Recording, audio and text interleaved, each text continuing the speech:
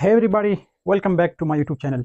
Today it is the third unit of 504 book, which also contains 12 words with the maximum 2 or 3 synonyms, Urdu meaning, and English examples with Urdu translation.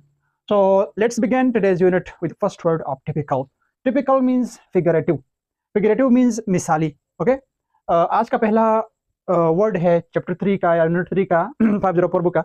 Typical है। Typical का मतलब है figurative. Figurative का मतलब है मिसाली।